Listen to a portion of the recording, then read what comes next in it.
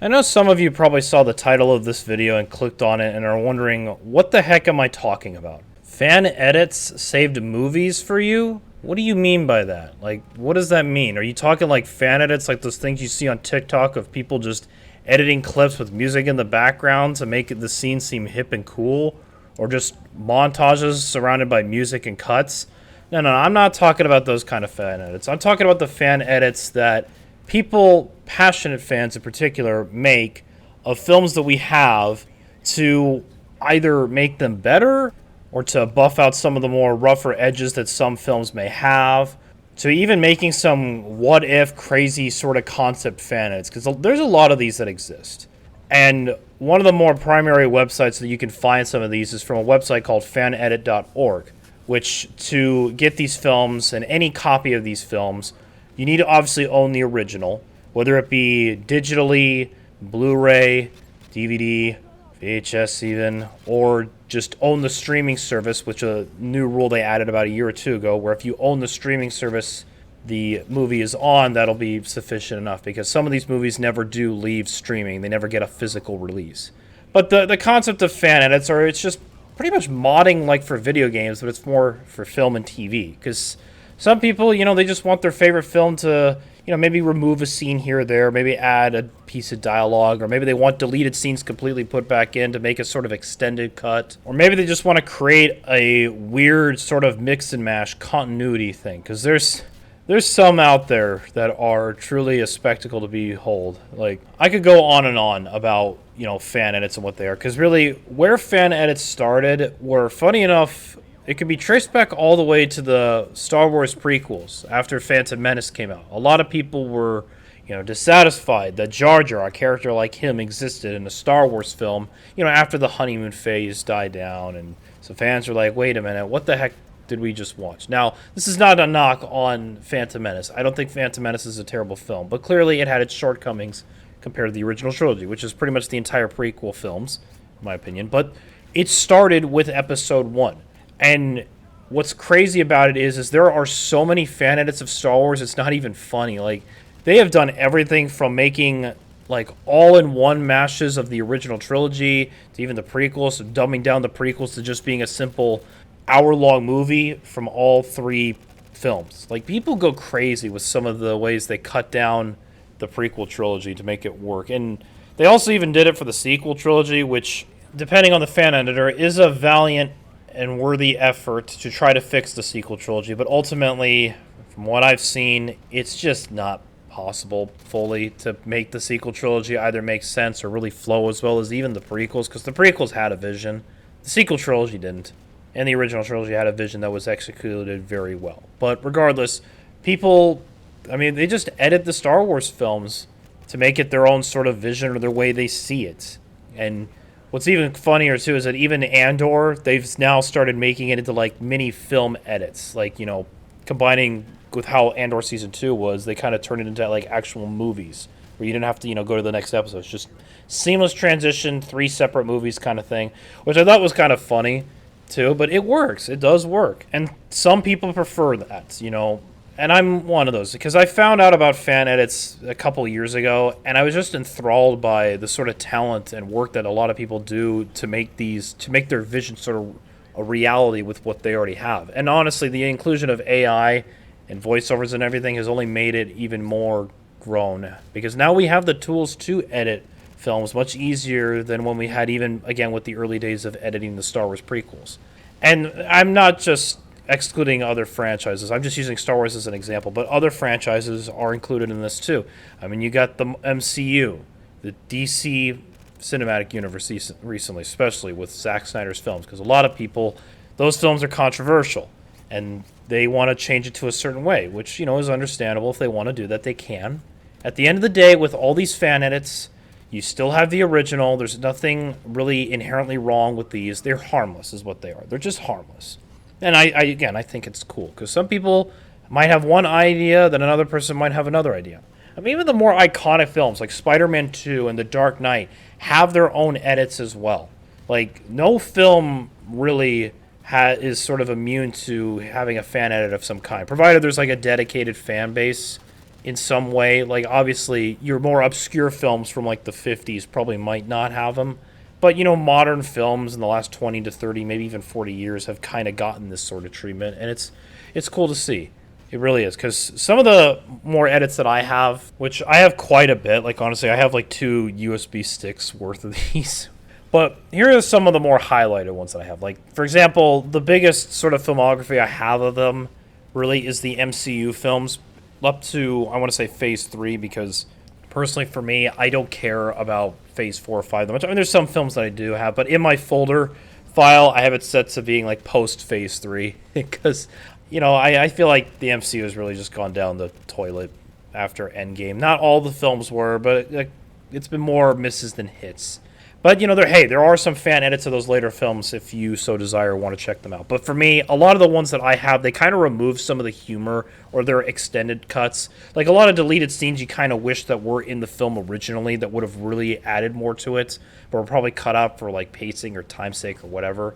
Like I even have an edit of Iron Man 2 that definitely makes Iron Man 2 a lot more focused and straightforward. And definitely, definitely helps make that film a lot better. Even though I still like the original, it's still nice to have these sort of edits too. Kind of help tighten up the pace and make the film that you already love even more better or perfect, so to speak. And especially removing the humor, because a lot of these jokes in these films, they don't land as well after you see them after a few times, because it's just like, you already laughed at the joke once. Now it's not really as funny as before. Some are still funny and they fit the moment, but there's some jokes like, one of the worst examples, I think, is the first Avengers movie. They are cracking way too many jokes in the Battle of New York to where I just was really like, really? Guys, can we just not make jokes? There's people dying and in trouble right here, Kind of not, something I prefer. But regardless, that's kind of the rundown of the MCU films, that I have those kind of edits. I mean, some of them are amazing, too. Like Captain Marvel, one of them that I actually helped edit not really help edit, but more help contribute to is Captain Marvel Where's the Love, which makes that film a lot less on the nose and a lot more, tries to make it a lot more subtle in, fleshing out Carol Danvers' character. Because the best part is the editor of this, she had this similar sentiment of it just felt too much like a girl boss, film. So she wanted to, make a kind of edit to that to make it a lot better than it actually was. But moving on, one of my other interesting experiments is there's a fan edit called Batman Deep Freeze, which is an edit of Batman and Robin. Yes, that film that makes the film black and white, a lot more focused, and it feels a lot more in line with the animated series. And this editor goes through extreme lengths to make this work. Like the opening uses the Arkham City main theme to set everything up, and I think it's done almost to perfection, and I just love how it starts. Like, the film is a little bit more serious. There is still those campy moments because it's Batman and Robin. And Batman and Robin is a guilty pleasure film of mine. You put that on, I'm going to watch it, and I'm going to laugh my ass off at how stupid it is. And I know it's stupid, but I still like watching it.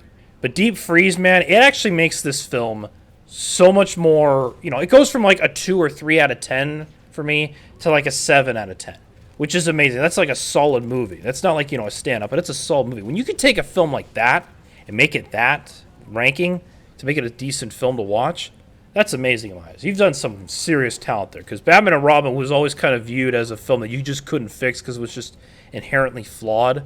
But man, they did such a great job with this. But the cream of the crop, the one that kind of inspired me to make this video, and I hope I pronounce his name right, it's Anjohan's Game of Thrones film edits. Now what this is it turns the entire Game of Thrones series, a series that has like, pretty much 66 hours. That's a lot of time to watch. And he takes that, cuts it down into 10 films, and it's now only 30 hours, give or take. And not only that, creates a much more satisfying ending for Game of Thrones. For those of you who don't know how Game of Thrones ends, it sucks. It is one of the worst endings, and it's basically put Game of Thrones, a show that dominated television and was a pop culture icon in every way possible for years, it completely made it disappear off the map. How do you achieve that? How do you do that and give one of the worst endings possible to where, House of the Dragon has been successful, which he's also made film edits of those, but the biggest highlight for me is his Game of Thrones edit films, because they're 3 hours a piece, give or take, except the last one's a little bit shorter because, there's only so much you can do, but he he starts making edits and changes to where there's even like certain characters that die that aren't supposed to be dead, and then certain characters live a little bit longer because it's all about restructuring things. But he builds up everything from the first film to the 10th one. And he just recently released the 10th one, and all I have to say is the 10th film ends on a very somber kind of note, but it's the best thing you can do given what we have. But it's still, I think, done incredibly well, and I would have never watched Game of Thrones if it wasn't for these film edits. I'm just going to admit that right now. If it wasn't for these film edits, Game of Thrones I would have never watched, because it even cuts out some of the unnecessary, explicit stuff. And the only explicit stuff you're going to see in there, which it's still there, is stuff that more or less services the plot and actually sticks up to those words. Not like, people say, oh, no, I watched this just for the plot, and the plot is literally just explicit stuff. No. There's still stuff in there. It does service the plot and story and has consequences.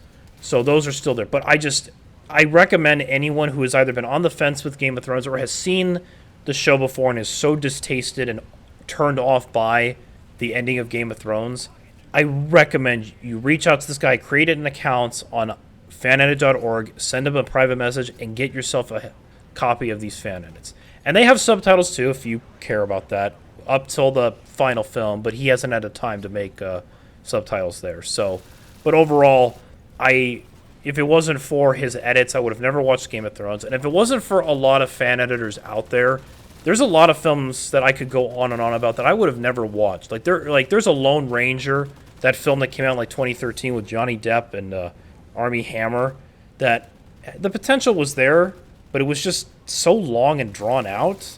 But now there's a version I have where it cuts it down to be a nice, fun Western film. And that's all it is.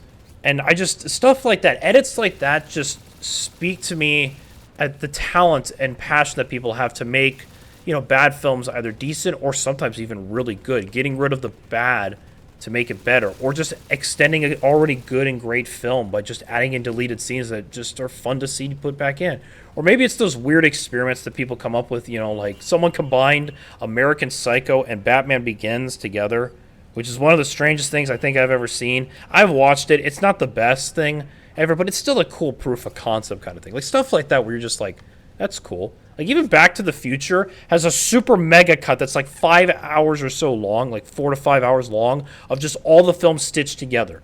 It's like a one whole watch time. And it's so cool. Just is. I get a kick out of it, and it's a lot of cool to see this kind of stuff. And like I said, it's just something that I really like and enjoy. So that's all I have to say in this video. Feel free to like, comment, subscribe, hit that notification bell to know when I post a video. We are still on the road to 500 subscribers, and as of recording, we are at 383, which the last video I posted, wow, did it have a glow up. I mean, the first 24 hours, it hit almost 1K views. Like, just like that. That's crazy to me at how quickly that hit it. Now, it did slow down eventually, but that was still just so wild and cool to see. So, thank you everybody who has subscribed from that video, but also, gave it a watch and a like and helped get it through the algorithm. Once again, also share the video around if you can, because that does also help get me into the algorithm more and more. But we're almost there, so we're just going to keep going. So anyway, I will see you guys with another video. Y'all take care and have a good rest of your Sunday.